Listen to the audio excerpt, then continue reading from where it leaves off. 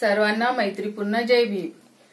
आपण पाहत आहात R K. Bhatkar YouTube channel. R K. Bhatkar YouTube चॅनलवर आपले सहर्ष स्वागत आहे। आमचे व्हिडिओ आवडल्यास चॅनलला लाईक करा, शेअर करा, कमेंट करा आणि आपण जर नवीन असाल तर सबस्क्राइब करायला विसरू नका। सर्वांना जय भीम। अदिन्नदाना वीरमणि सिक्खापदं समाधियामि कामेषु मिच्छाचारा सहकारी दैनिक खोब्रागडे यांचं नुकतंच जयंती झालेली आहे आणि या जयंती प्रभावावर त्यांच्या जीवनावर राजाभाऊ खोब्रागडे एक विश्वासू बाबासाहेबांचे सहकारी या विषयावर भारतीय बौद्ध महासभेचे महिला पर्यटन उपाध्यक्षा आदरणीय विश्वाताई बोरकर या विषयावर आपलं मनोगत सादर करते। या वास्तूचं उद्घाटन तसंच पियुष याचा जन्मदिन आणि डॉक्टर बाबासाहेब आंबेडकर यांच्या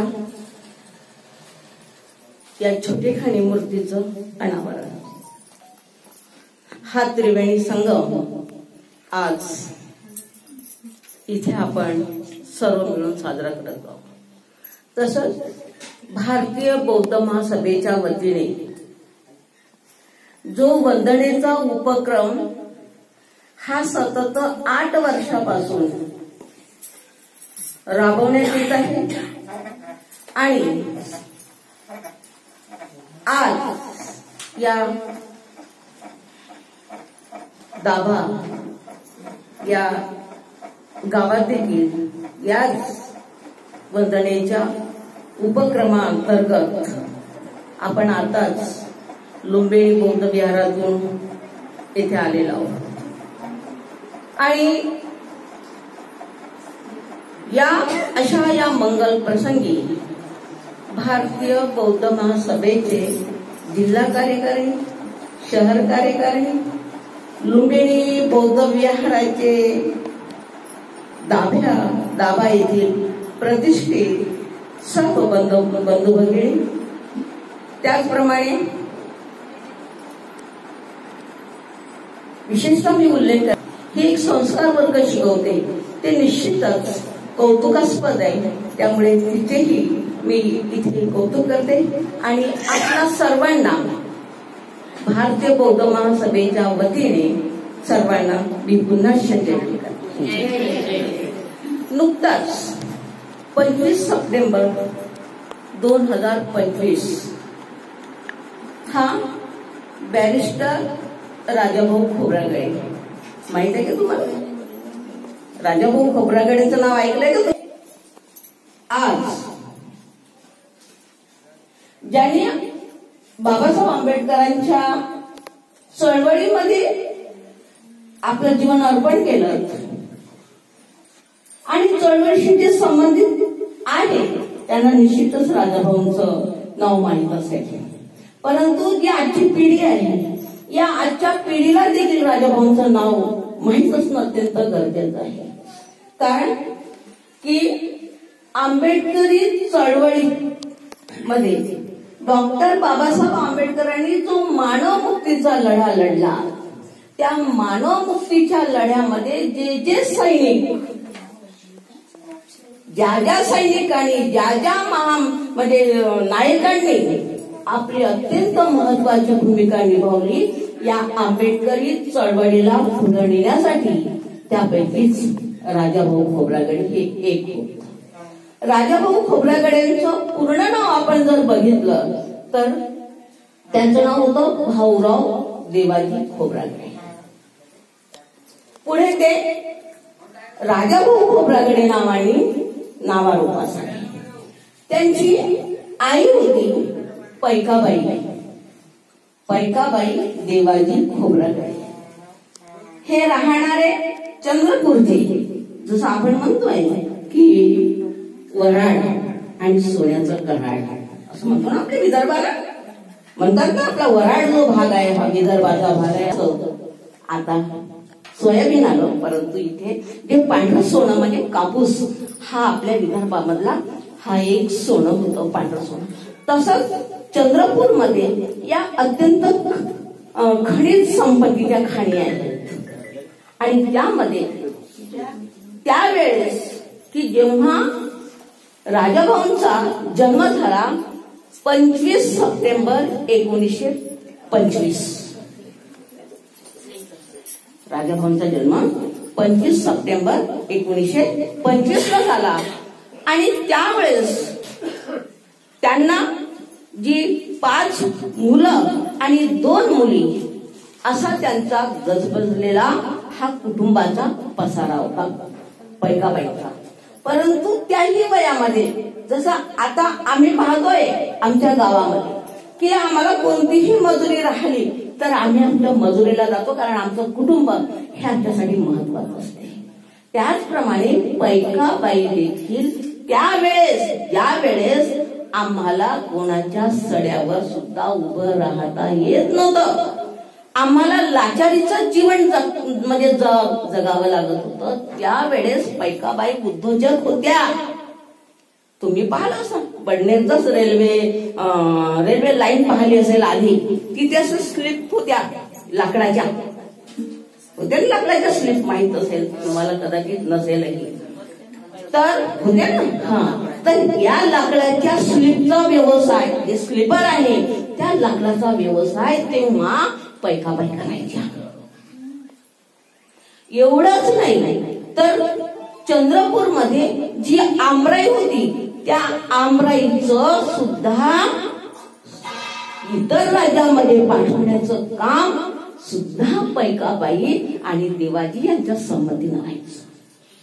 म्हणजे त्यावेळेस उद्योग हा किती आवश्यक होता. आणि आज आपण पाहतो की या आज आरक्षणाचं जे आमचं संपण्याच्या मार्गावर आहे, त्यामुळं आम्हाला उद्योगाच्या पाठीमागे जाणं हा मूल मंत्र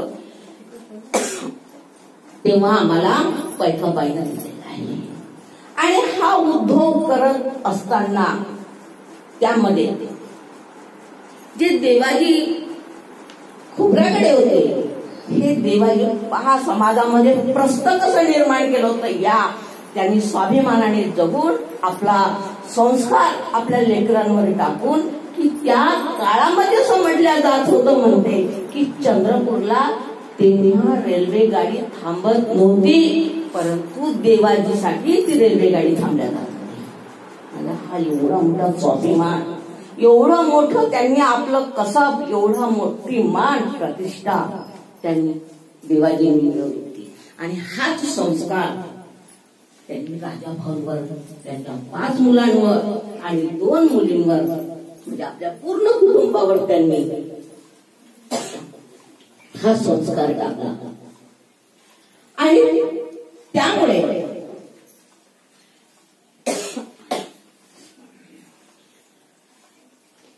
राजाभाऊ हळूहळू या आंबेडकरी चळवळीमध्ये हे सम्मिलित झालेत. आणि एवढंच नाही, देवाजींच्या बद्दल अजून मला म्हणजे सांगायचं आहे की ज्या काळामध्ये बाबासाहेब आंबेडकरांनी 16 तरुण हे दिल्लीच्या व्हाईसरॉयला सांगितलं होतं की माझे जर समाजाला पुढे न्यायचं असेल तर माझी मुलं ही फॉरेनमध्ये गेली पाहिजे, असे 16 विद्यार्थ्यांना बाबासाहेबांनी इंग्लंडमध्ये पाठवलं होतं.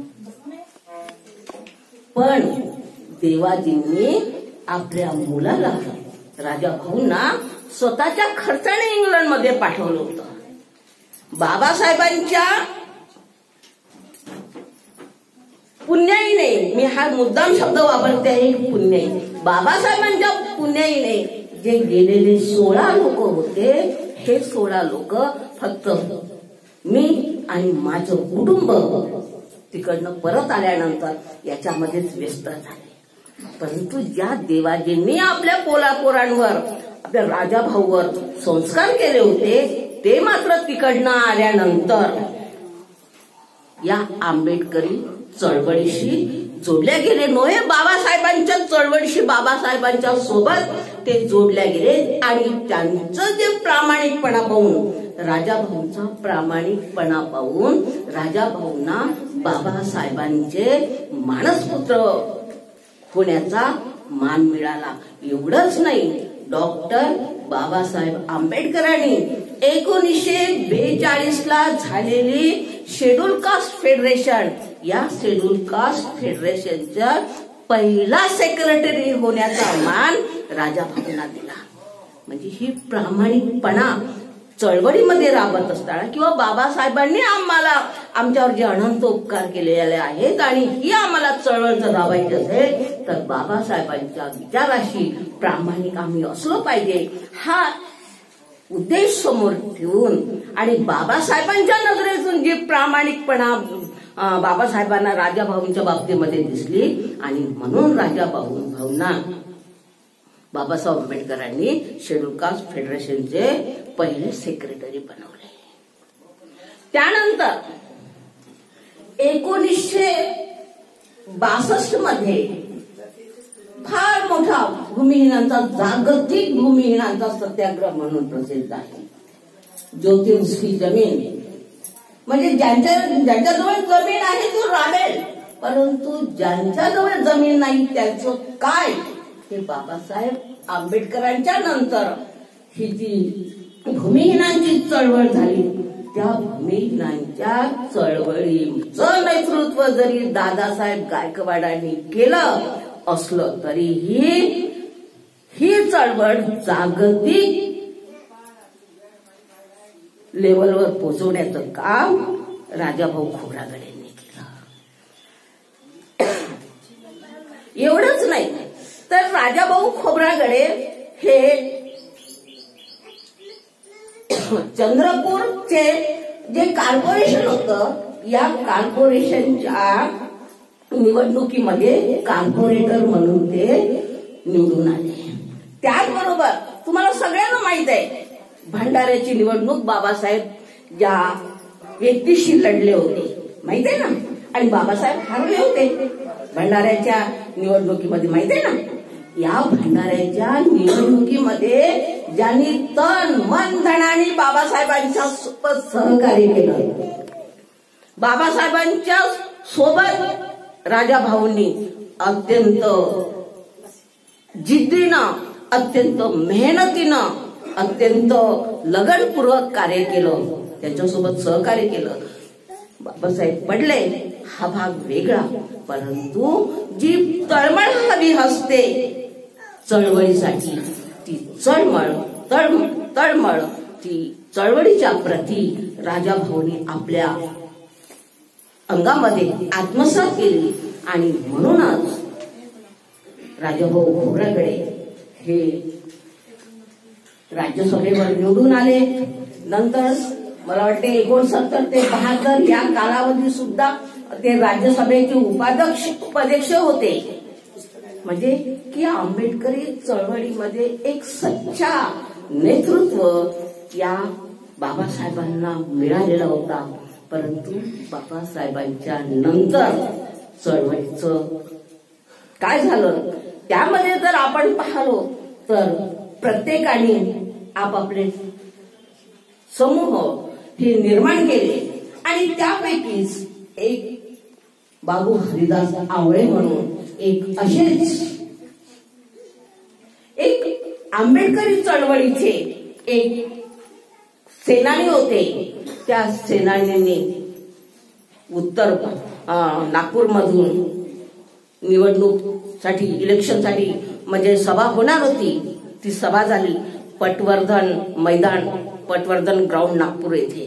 आणि तिथे बॅरिस्टर खोब्रागडे साहेबांचं जे भाषण होतं, तिथे जी सभा आयोजित केली होती, त्या सभेमध्ये आवळे बाबू आले की जे आवळे बाबू समाजाच्या समोर नव्हे तसे ते एक एक खोर होते अशी म्हणून त्यांची ख्याती होती. परंतु राजाभाऊ खोब्रागडेंचा हा प्रामाणिकपणा पाहला. राजाभाऊ खोब्रागडेंचा जो चळवळीसाठी जी जिज्ञासा पाहिली आणि त्यामध्ये आवळे बाबूने सांगितलं की मी माझा जरी गट मी वेगळा केला होता, परंतु आता मी मरणाच्या शेवटच्या श्वासापर्यंत मी राजाभाऊंच्या सोबत राहणार असं माईक वरून बोलता बोलताच त्यांना अटॅक आला आणि ते तिथेच निवर्तले. म्हणजे आंबेडकरी चळवळीला जे पुढे नेण्याचं काम आहे ही असे महामानव करत आले आणि नंतर मात्र या चळवळीला जे लागलेली कीड होती, या कीडने काय केलं, या चळवळीचे तुकडे तुकडे केले. आणि म्हणून आज आपल्यासमोर प्रश्न उभे आहे की आम्हाला ही चळवळ ही कशी पुढे न्यायची आहे. आम्हाला या चळवळीच्या बद्दल किती प्रामाणिक असावं. कारण की आताच दादांनी कुशल कर्म आणि अकुशल कर्म याबद्दल बोलताना सांगितलेलं आहे. तर मला थोडक्यामध्ये म्हणजे हे म्हणायचं आहे की बोलू नका. दूर चेहरे पर लगी है लेकिन हम आईना साफ करते रहे. दूर चेहरे पर लगी है लेकिन हम आईना साफ करते रहे.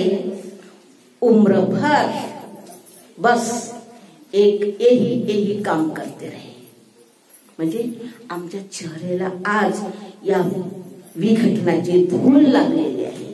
ही आम्ही विघटनाची धूळ कशी दूर करणार. आणि त्यासाठीच भारतीय बौद्ध महासभेचा हा जो उपक्रम आहे, हा उपक्रम आहे वंदनेचा, भारतीय बौद्ध महासभेमध्ये सम्मिलित होण्याचा. कारण आमच्या जवळ बाबासाहेब आंबेडकरांनी आम्हाला ज्या मातृ संघटना दिलेल्या आहेत, याच मातृ संघटनेमध्ये आम्हाला आमचं पुढचं आयुष्य हे आम्हाला घालवायचं आहे. आणि आजच्या या मंगल दिनी आम्हाला हा पण एक संकल्प करायचा आहे की आम्ही जगून बाबासाहेबांच्या संघटनेसाठी आणि मरून तर बाबासाहेबांच्या संघटनेमध्ये. कारण आज समाजाचं चित्र पाहून प्रत्येक कार्यकर्त्यांच्या मनामध्ये खंत निर्माण झालेली आहे की आम्ही निवडून कोणी येऊ, आम्हाला त्याचं काय. आम्हाला तर रोज पोटाची खडकी भरण्यासाठी आम्हाला जावं लागते. पण प्रश्न आमच्या अस्तित्वाचा आहे. आमचं अस्तित्व आम्हाला टिकवून ठेवायचं आहे. कालच जर बघितलं तर लडाख भारताचा एक बौद्ध केंद्रशासित प्रदेश केलेला आहे. या केंद्रशासित प्रदेशामध्ये ज्या बौद्ध अनुयायाने आवाज उठवलेला आहे, त्या बौद्ध अनुयायाला अटक करण्यात आलेली आहे. म्हणजे जो आवाज उठेल त्याला अटक करण्यात आली, जो आवाज उठेल त्याचा आवाज दाबण्यात येईल. पण जर आमची एकी असेल, जर आमचं संघटन असेल तर आम्हाला कोणीही दाबू शकत नाही. आणि म्हणूनच आज जी प्रत्येक कार्यकर्त्याच्या मनामध्ये जी खंत आहे की आज समाजाचे हे जे शकल झालेले आहेत, समाजाच्या चळवळीचे जे शकल झालेले आहेत, तर आमचं अस्तित्व आम्ही कसं निर्माण करणार आहोत.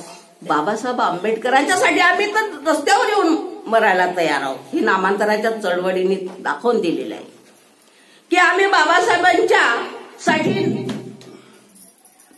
आमचं रक्त जमिनीवर टाकायला आम्ही तयार आहोत. पण ज्या लोकांनी बाबासाहेबांच्या नावे आपल्या तिजोऱ्या भरल्या त्यांच्यावर आम्ही कसा विश्वास ठेवणार. आणि म्हणून आम्हाला असे जे दगाबाज आहेत, असे जे बाबासाहेबांना बेमान झालेले लोक आहेत, यांच्यापासून आम्हाला सावध असणं अत्यंत आज गरजेचं झालेलं आहे. आणि म्हणूनच आपणा सर्वांना भारतीय बौद्ध महासभा म्हणजेच बाबासाहेब आंबेडकरांच्या या मातृ संघटनेशी जोडायचं आहे. आणि हा बाबासाहेब आंबेडकरांचा रथ, बाबासाहेब आंबेडकरांचा विचार, बाबासाहेब आंबेडकरांनी आपल्या पुढे ठेवलेलं जे पुण्याचं कलश, हे आपल्याला कुशल मार्गाने पुढे पुढे चालायचं आहे, पुढे पुढे न्यायचं आहे. आणि मला विश्वास आहे की तुम्ही निश्चितच या भारतीय बौद्ध महासभेच्या या प्रवाहामध्ये, भारतीय बौद्ध महासभेच्या या काफिल्यामध्ये तुम्ही सर्वजण याल आणि अजून बाबासाहेब आंबेडकरांची संघटना आहे ही मोठी कराल. त्याचबरोबर बॅरिस्टर राजाभाऊ खोब्रागडे, मी आता सांगितलं की 25 सप्टेंबर 1925 हा त्यांचा जन्मदिवस, आणि या 25 सप्टेंबर 2025 त्यांचं जन्मोत्सव शतक झालं. आणि त्या शतकाचं समारोप या 25 सप्टेंबरला झाला. 25 सप्टेंबर झाला, परंतु आज या शतक बाबा या गावामध्ये होत आहे. मला निश्चितच आनंद आहे की डॉक्टर आपला बॅरिस्टर राजाभाऊ खोब्रागडे यांचा या जन्मशताब्दीचा समारोहाचं, त्यांचं मनन करण्याचं, त्यांना स्मरण करण्याचा मला आज खरंच संधी मिळालेली आहे. मी त्यांना अभिवादन करते आणि थांबते. जय भीम, जय भीम.